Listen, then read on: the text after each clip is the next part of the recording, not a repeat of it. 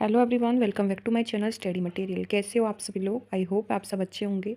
So friend, जैसा कि आप सभी को पता है, एस्टर 2024 जो दिसंबर में कंडक्ट होने वाला है पीआरटी, टीजीटी और पीजीटी लेवल पे, उसकी हम तैयारी कर रहे हैं। जो कॉमन सेक्शन होता है उसमें जो 90 नंबर की तैयारी होती है उसको हम कवर करेंगे, जिसमें हम सबसे पहले 30 नंबर की सीडीपी साइकोलॉजी को उठाया है, जो 30 मार्क्स की आप पेपर में पूछी जाती है। बेसिक टू एडवांस लेवल की करने वाले हैं। टॉपिक वाइज सीरीज है। ऑलरेडी 3 टॉपिक्स चैनल पर डाल दिए गए हैं, आपने नहीं देखे तो ज़रूर देखें। प्लेलिस्ट मिल जाएगी जिसमें 2024 आपको एस्टेट 2024 आपको डालना है मेरे चैनल पर। ठीक है, आपको इजीली वहाँ पे वीडियो प्रोवाइड हो जाएंगी। ये टॉपिक 4 होने वाला है, जीन पे आ जाए। ठीक है, इसी तरह से हम टॉपिक वाइज हिंदी को कवर करेंगे। जो 15 नंबर की आपके पेपर में आएगी। इसी तरह से टॉपिक वाइज हम इंग्लिश ग्रामर को कंप्लीट करेंगे। उसके बाद हम रीजनिंग और हरियाणा जीके को कवर करेंगे। जो 90 नंबर की कंप्लीट तैयारी है टॉपिक वाइज उसको हम कवर करेंगे। ठीक है, एस्टेट एग्ज़ाम होने तक हम कंप्लीट सिलेबस के साथ और रिवीजन हम करने वाले हैं इस चैनल के माध्यम से।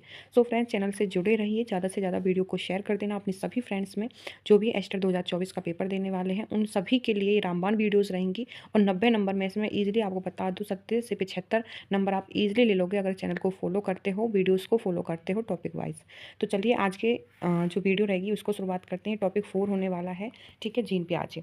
सबसे पहले समझेंगे कि जीन पियाजे ने कौन सा सिद्धांत दिया था। तो जीन पियाजे ने दिया था संगठनात्मक विकास का सिद्धांत। ठीक है, कॉग्निटिव डेवलपमेंट थ्योरी इन्होंने दी थी, जो कि आपके एग्जाम में इससे 2 नंबर आपको दिला देती है तीनों ही लेवल। उसी के साथ बता दूं फ्रेंड्स, जो जेबीटी का पेपर है, ठीक है, जो इसी मंथ आपका कंडक्ट होने वाला है। ठीक है, जेबीटी के एग्ज़ाम में जो 20 नंबर की जो आपकी आएगी सीडीपी, उसमें भी एस्टेट का ही सिलेबस एज इट इज़ पूछा जा रहा है। तो ये वहाँ भी आपको पूरे नंबर दिलाने वाली हैं ये वीडियोस। ठीक है, तो आप भी ज़रूर फॉलो करें जो जेबीटी का एग्ज़ाम देने वाले हैं या एस्टेट का एग्ज़ाम देने वाले हैं, तो वो इसी सीरीज़ को फॉलो कर सकते हैं सीडीपी के लिए। तो आप सभी के लिए ये बहुत रहेगी। ठीक है, आप इम्पोर्टेंट रहेगी।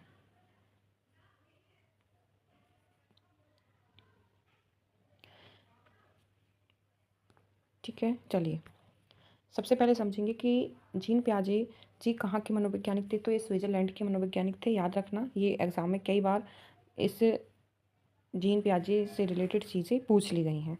ठीक है, पियाजे का मानना है कि जैसे जैसे बच्चों की जैविक परिपक्वता, बायोलॉजिकल मैच्योरेशन बढ़ती है, वैसे वैसे वे वस्तु के बारे में अपने दिमाग में कंसेप्ट बना लेते हैं। सीधी सी बात है, जैसे जैसे बच्चे बड़े होंगे, ठीक है, तो जैसे जैसे उनकी जो है मैच्योरिटी होगी, जैसे जैसे वो मैच्योर होंगे तो चीज़ों के बारे में कंसेप्ट बना लेंगे। अगर आप किसी चीज़ का नाम लेते हो तो उनको पता है वो चीज़ कैसी है, कैसी दिखती है और उसका यूज़ क्या होता है। तो ठीक है, उनके दिमाग में वो चीज़ें चलने लगेंगी, कंसेप्ट उस चीज़ से रिलेटेड उनके दिमाग में बनने लग जाएगा। ठीक है, तो आई होप ये दोनों पॉइंट क्लियर हुए होंगे। वो कहाँ के मनोवैज्ञानिक थे? जीन पियाजे स्विट्जरलैंड के थे। और उनका मानना था कि जैसे जैसे बच्चा बड़ा होता है, ठीक है, वैसे वैसे चीज़ों के प्रति उनके दिमाग में कंसेप्ट बनना शुरू हो जाते हैं। डेफिनेशन है, ठीक है, डेफिनेशन याद रखना है जीन पियाजे की ने क्या डेफिनेशन दी। तो इस तरह से एग्जाम में क्वेश्चन आते हैं। और ये जो डेफिनेशन जीन पियाजे की है बहुत ही ज़्यादा इंपॉर्टेंट है। ठीक है, बच्चे सक्रिय ज्ञान निर्माता तथा नन्हे वैज्ञानिक होते हैं जो संसार के बारे में अपने सिद्धांतों की रचना खुद करते हैं। तो ये डेफिनेशन किसके द्वारा दी गई थी? ये जीन पियाजे के द्वारा दी गई थी। याद रखना क्या डेफिनेशन थी। उनका कहना था कि जो बच्चे होते हैं वो नन्हे वैज्ञानिक होते हैं, ठीक है, सक्रिय ज्ञान निर्माता होते हैं जो संसार के बारे में अपने सिद्धांतों की रचना खुद ही करते हैं। ठीक है, खुद ही जो चीज़ों की रचना करते हैं वो खुद से करते हैं, वो खुद से ही चीज़ों को समझते हैं। ठीक है, इसलिए उनको नन्हे वैज्ञानिक कहा गया है जीन पियाजे के द्वारा। आगे चलिए, concept of cognitive development. Cognitive development के कुछ कंसेप्ट्स हैं और यहाँ से क्वेश्चन 100% पूछा जाता है। फ्रेंड्स, जो मैंने चीज़ें ली हैं मैं आपको बता दूँ, जीन पियाजे से अगर क्वेश्चन आएगा आपका, ठीक है, पीआरटी लेवल हो, टीजीटी हो, पीजीटी, इसी के साथ कोई भी एग्ज़ाम हो जहाँ आपकी सीडीपी साइकोलॉजी पूछी जाए या जीन पियाजे वाला टॉपिक पूछे जाए, आपका इस टॉपिक से बाहर क्वेश्चन नहीं जाने वाला है। ठीक है, एक पॉइंट भी आपका नहीं जाएगा। अगर आपने अच्छे से टॉपिक को कर लिया, अच्छे से चीज़ों को समझ लिया, तो अभी वीडियो खत्म होने के बाद आप प्रीवियस क्वेश्चन लगा सकते हैं और वहाँ से जो क्वेश्चन जीन पियाजे का क्वेश्चन हो, आप क्वेश्चन को सॉल्व करके देखना टॉपिक को समझने के बाद। ठीक है, आप इजीली आंसर दे दोगे। तो चलिए आगे चलते हैं, इनके कंसेप्ट्स के बारे में समझेंगे कि क्या क्या इन्होंने कंसेप्ट दिए थे अपनी थ्योरी में। पहला कंसेप्ट दिया था इन्होंने अनुकूलन का। ठीक है, अनुकूलन जिसको कहते हैं एडॉप्शन इंग्लिश में। और अनुकूलन अनुकूलन में ही 2 पॉइंट आते हैं, आत्मसातकरण और समायोजन, एसिमिलेशन एंड एकोमोडेशन। ठीक है, तो अनुकूलन को समझेंगे कि अनुकूलन क्या होता है।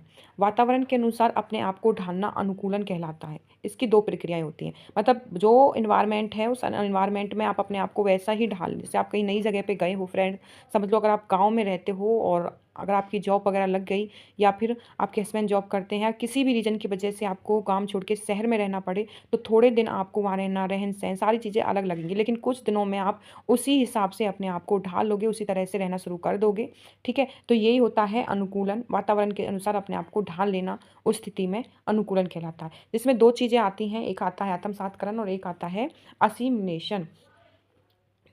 एक आत्मसातकरण मतलब एसिमिलेशन और एक समायोजन एकोमोडेशन, ठीक है। तो असिमिलेशन क्या होता है? पूर्व ज्ञान को नए ज्ञान के साथ जोड़ना आत्मसातकरण कहलाता है, ठीक है। तो इसका मतलब मैं आपको जो एग्जाम्पल दिया था, आप गांव छोड़ के शहर आए तो वातावरण के अनुसार अपने आप को ढाल लिया, अनुकूलन कहलाया। तो इसी को मैं आगे बढ़ाऊँ, अब आपने क्या किया? अनुकूलन, ठीक है। आपने वातावरण के साथ अपने आप को ढाला, आपने क्या किया? कुछ जो चीज़ें आपकी पुरानी थी, जो चीज़ें, ठीक है, अब उन्हीं में आप क्या कर रहे हो? उन्हीं चीज़ों में आप कुछ जो शहर में आपने चीज़ें सीखी उन सभी को मिला के, ठीक है, पहले पूर्व ज्ञान में नए ज्ञान को जोड़कर रहना शुरू कर दिया, तो वो आत्मसातकरण हो गया, ठीक है। बस इतना समझ लेना आप, जो पहली आपको जो नॉलेज प्रीवियस से जो नॉलेज है और उसी के साथ नई नॉलेज को भी इंक्लूड करके, ठीक है, आपने स्टार्ट किया, तो वो आपका आत्मसातकरण होगा। समायोजन क्या होगा? जो आपकी प्रीवियस से नॉलेज है, आपको लगा ये चीज़ें ऐसे होती नहीं, ये चीज़ें ऐसे नहीं होती, ये चीज़ें ऐसी नहीं होंगी, ये चीज़ें ऐसे होंगी, मतलब पूर्व ज्ञान को आपने क्या किया? परिवर्तन किया, ठीक है। जो गलतियाँ थी उनमें सुधार किया, किसी लैंग्वेज को ऐसे नहीं ऐसे बोला जाता है, ठीक है, इस चीज़ को ऐसे नहीं ऐसे खाया जाता है, ऐसे नहीं ऐसे बनाया जाता है। तो इन चीज़ों में आपने सुधार किया, पूर्व ज्ञान में जो पहले आपको नॉलेज थी उन चीज़ों में सुधार किया या फिर उनमें परिवर्तन किया वातावरण के साथ, तो वो आपका क्या हो गया? समायोजन हो गया, ठीक है। तालमेल बिठाना समायोजन कहलाता है। पूर्व ज्ञान में परिवर्तन करना समायोजन हो गया, और पूर्व ज्ञान के साथ जोड़कर आगे चलना आत्मसात का। दोनों पॉइंट क्लियर हुए होंगे, समझ में आया होगा, और अनुकूलन के जो 2 पॉइंट आपको दिए थे तो वो कैसे करने। तो याद रखना, जब पूर्व ज्ञान के साथ जोड़ना आ जाए, ठीक है, तो जोड़ना आ जाए तो आपका आत्मसातकरण, और पूर्व ज्ञान में परिवर्तन आ जाए तो आपका समायोजन। आगे चलिए, साम्य धारण क्या होता है, संतुलन क्या होता है, ये अगला पॉइंट रहेगा सेकंड। इसके द्वारा बच्चा आत्मसातकरण और समायोजन की जो 2 प्रक्रियाएं ऊपर हमने सीखी थी, उनके बीच संतुलन कायम रखता है। जैसे कि इसके नाम से भी समझ में आ रहा है, साम्य धारण, संतुलन या इक्विरेशन। देखो तीनों नामों से स्टेट के एग्जाम में, स्टेट के एग्जाम में क्या, जो हिंदी लैंग्वेज होती है ना, वहाँ पे भी इंग्लिश लैंग्वेज को लिख देते हैं हिंदी में, ठीक है। तो यहाँ पे बस यही आपकी जो क्वेश्चन का लेवल होता है, इसी तरह से डिफिकल्ट बनता है, ठीक है। तो शब्दों को पहचानिए, एक ही शब्द जो होता है वो 3-4 तरीके से बोला जाता है, 3-4 नाम उसके होते हैं। तो वहाँ पे अगर बच्चों को तीनों चीज़ें पता होंगी, तीनों नाम पता होंगे, तो वो एज इट इज समझ जाएगा कि ये चीज़ें हैं, ठीक है। तो इसमें क्या होता है, इसके द्वारा जो हमने 2 पॉइंट ऊपर किए थे, आत्मसातकरण और समायोजन, उनके बीच संतुलन बनाया जाए, वो आपका क्या होता है? साम्य धारण, संतुलन या इक्विरेशन होता है। आगे एक होता है फ्रेंड्स स्कीम्स। स्कीम्स में क्या होता है? अनुभव या व्यवहार को संगठित करने की ज्ञानात्मक संरचना, ठीक है। स्कीम्स होती है, जो आपका अनुभव होता है, एक्सपीरियंस होता है, आपका बिहेवियर होता है, उसको संगठित करने की जो ज्ञानात्मक संरचना होती है, ठीक है, उसको स्कीम्स कहते हैं। तो आप इस पॉइंट को समझिए। स्कीमा क्या होता है? मानव के दिमाग में जो चीज़ें पहले से ही स्टोर हैं, ठीक है, जो डेटा है आपके दिमाग में पहले से ही, वह उनका प्रयोग करके किसी विषय के प्रति एक धारणा बनाता है। मतलब जो चीज़ें उनको उसको पता है, ठीक है, उनका यूज़ करके वो एक नई चीज़ निकाले या नया कोई कंसेप्ट बनाए, ठीक है, उसको स्कीमा कहते हैं। जो डेटा है, मतलब एक प्रकार से जो डेटा हमारे माइंड में स्टोर है, उसको स्कीमा कहते हैं। उस डेटा का यूज़ करके हम कहते हैं नहीं, एक आइडिया मिला है, तो हमने अपने डेटा जो माइंड में हमारी चीज़ें ऑलरेडी डेटा था दिमाग में, उसका यूज़ करके एक आइडिया निकाल लिया, एक प्लान सूझ गया, ठीक है। इस तरह से हमने अब क्या किया, जो है, जो हमारे पास डेटा था उससे हमने कुछ कंसेप्ट बनाया, ठीक है। और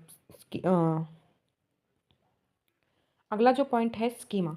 स्कीमा क्या होता है? मानव के दिमाग में जो चीज़ें पहले से ही स्टोर होती हैं, वह उनका प्रयोग करके किसी विषय के प्रति एक धारणा बनाता है, उसको स्कीमा कहते हैं, ठीक है फ्रेंड्स। जैसे कि जो डेटा हमारे पास ऑलरेडी है, सेव है, ठीक है, उस डेटा का यूज़ करके हम कोई चीज़, कोई आइडिया बना दें, कहते हैं कि हमें एक आइडिया आया, तो हमें कैसे आया वो आइडिया? क्योंकि हमें कुछ चीज़ें पहले से ही पता थी, हमारे माइंड में पहले से चीज़ें स्टोर थी, उनका ही यूज़ करके हमने कुछ सोचा, ठीक है। तो वो क्या होगा? हमारा स्कीमा होगा। आई होप कि आपको वीडियो अच्छी लग रही हो, और वीडियो अच्छी लग रही हो तो फ्रेंड्स अभी वीडियो को लाइक कर दीजिए प्लीज़, ठीक है। जितना आप लाइक करोगे इतना हम मोटिवेट होंगे, और इसी तरह से मैं कंप्लीट आपको टॉपिक वाइज पूरी डिटेल के साथ, ठीक है, आपका स्टेट पास होगा ज़रूर, गारंटी के साथ। 90 नंबर की तैयारी आप इस चैनल से प्रॉपरली कर पाएंगे, ठीक है। बस आपको अपना साथ बनाए रखना है, ठीक है। ज़्यादा से ज़्यादा अपने फ्रेंड्स में वीडियो को शेयर करें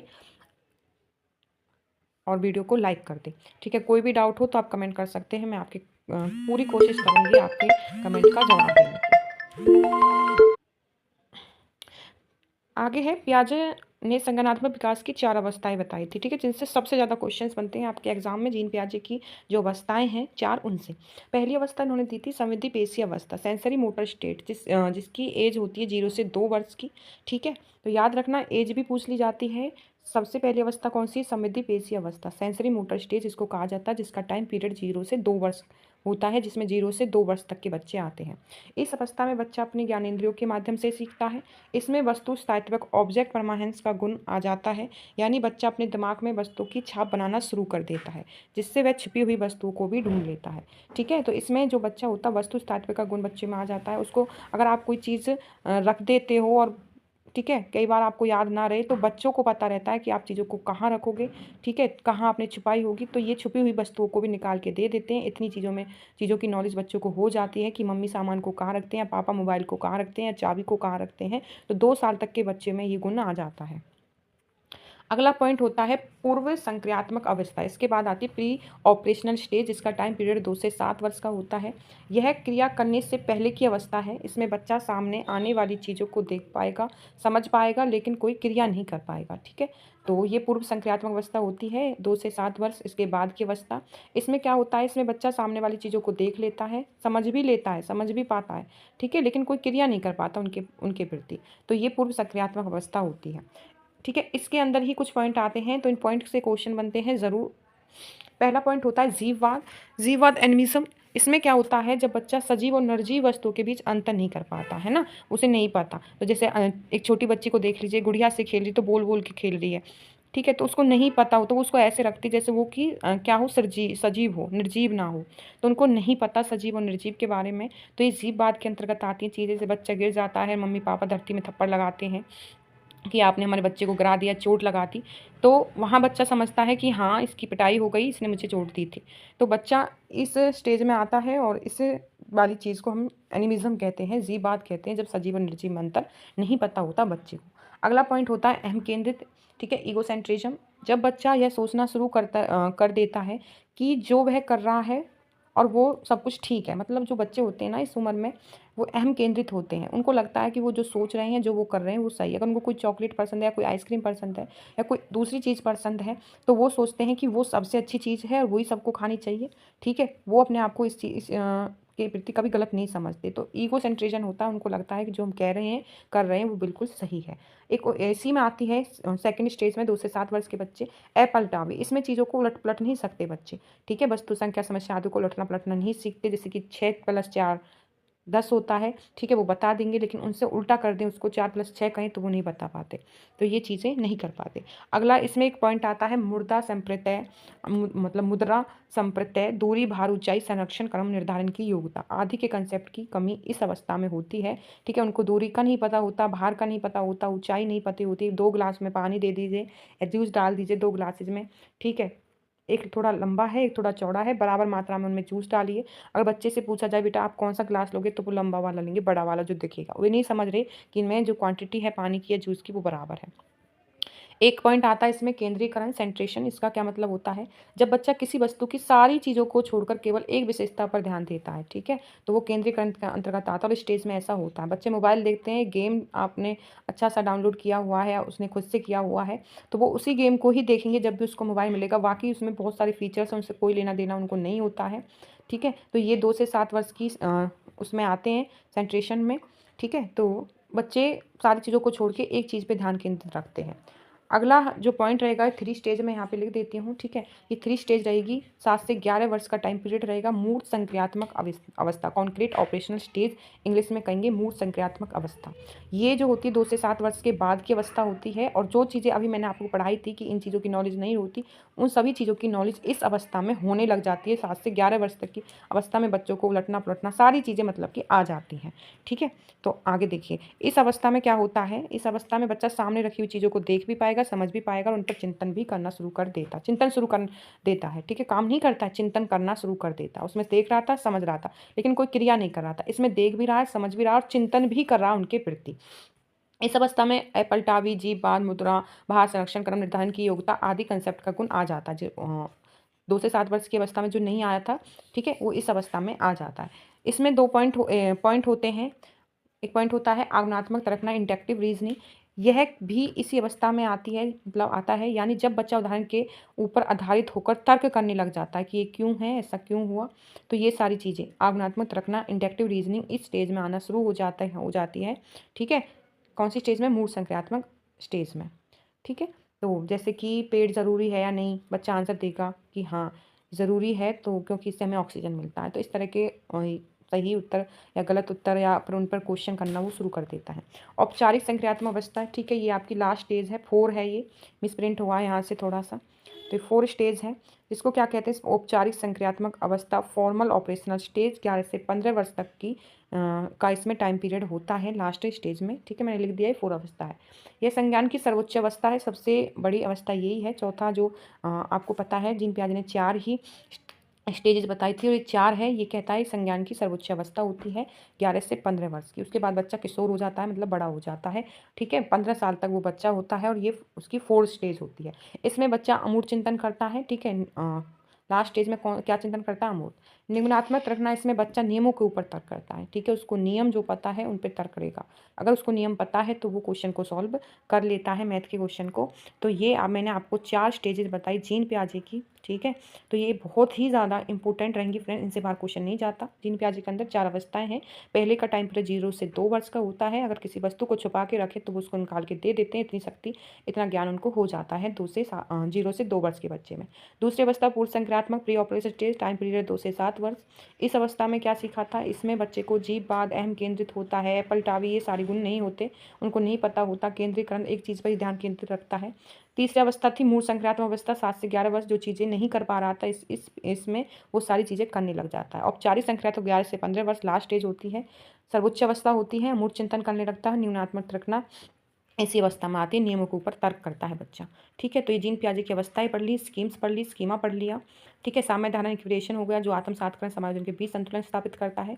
आत्म सातकरण पूर्व ज्ञान में नए ज्ञान को जोड़ना और समायोजन पूर्व ज्ञान में परिवर्तन करना। ठीक है, अनुकूलन पता है, वातावरण के साथ अपने आप को ढाल लेना। बच्चे सक्रिय ज्ञान निर्माता नन्हे वैज्ञानिक होते हैं, डेफिनेशन जीन पियाजे के द्वारा दी गई। और वो स्विट्जरलैंड के मनोवैज्ञानिक थे। पियाजे का मानना था जैसे जैसे बच्चे बड़े होते हैं, जैविक परिपक्वता उनमें आती है, वैसे वैसे चीज़ों के प्रति कॉन्सेप्ट बना लेते। कॉग्निटिव डेवलपमेंट थ्योरी उन्होंने दी थी।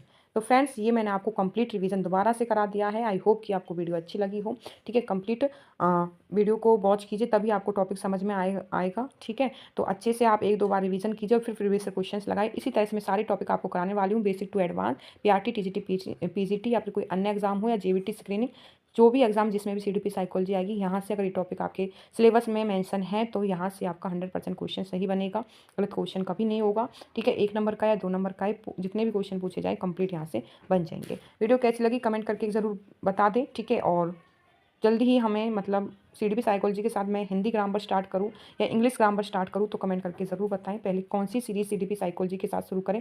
10-12 दिन कंटिन्यू सीरीज़ रहेगी, फिर उसके बाद मैं एक और सीरीज़ स्टार्ट कर दूँगी। तो 3 वीडियोज़ आपको डेली मिलेंगी। इसी तरह से हम 90 नंबर की तैयारी 2 महीनों में करने वाले हैं। फिर उसके बाद 1 महीना स्टेट से पहले रिवीजन करेंगे और अपना सब्जेक्ट आप साथ में करते रहिए, तभी आप स्टेट क्रैक कर पाएंगे, क्योंकि बिना सब्जेक्ट के स्टेट नहीं हो पाता है। 70-75 नंबर अगर आप कॉमन सेक्शन में लेते हैं और अपने सब्जेक्ट की आपके कमांड है तो आप इजीली स्टेट निकाल लोगे। ठीक है, ये सब चीज़ें होती हैं। तो चलिए फ्रेंड्स, अब मिलते हैं नेक्स्ट वीडियो में। वीडियो कैसी लगी ज़रूर बताएं। Thank you friends.